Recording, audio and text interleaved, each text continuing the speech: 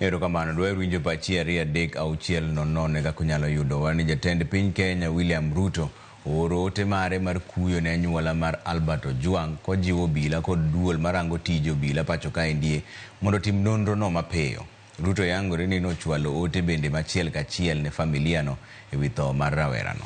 E kinde no sirikand piny Amerika bende nokwayo IPOA notim nonro mar roya ewi timno. Efinya Kidi nigi ler mar wachni.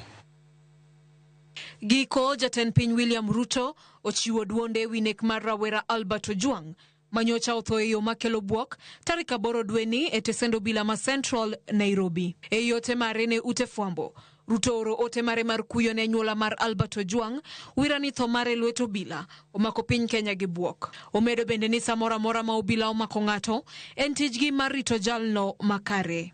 E kindego Ruto nyiso bad migawo mar obila mondo mi oti kanyachiel gi duol marango tije obila pacho ka IPOA kaka yorno mar fwenyo makare kendo keto e lai yono manonege Albert kod apisas manokawe dala gi Homa Bay kod mago mane rite tesend obila ma Central. The National Police Service, an independent institution, must discharge its responsibility independently, fairly, decisively, and also with results.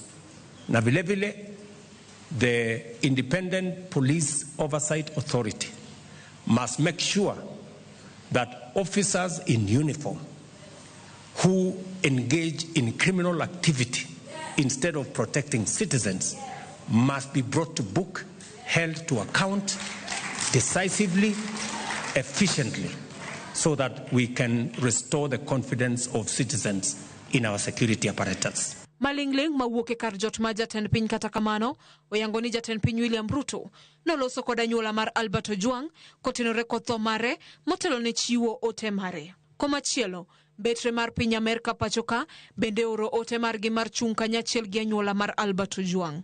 E ote margi gijiwo duol marango tije obila IPOA mondo mi otim nonro mapiyo kendo maonge donjruok mora mora gino mabiro konyo anyuola yudo ratiro. Riwruog jopuonj mar Kupet bende oyango ni gibiro chung kod anyuola mar Albert Ojwang e kindegi. Kotelnegi kod jagoro Akelo Misori giwacho ni gibiro bago alam makende chieng' tich abich e apisegi duto pachoka kaka rapar mar Albert.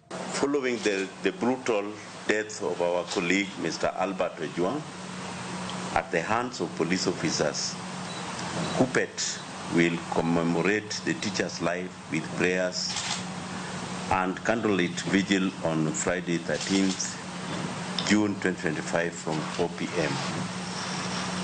The vigils will take place at the union's head office and in all county headquarters. Kata kamano, jokanyo mag riwruogno e kaunti ma Homa Bay biro bagalam kaachiel kod anyuola mar Albert dalagi manie gwenge ma Lida e kachung'od bura ma Kabondo Kasipul. The Homa Bay branch will mark the event with Mr. Ojwang's family at the home in Kokwanyo, Rachwanyo East Sub-County, that is Kabondo Kasipul.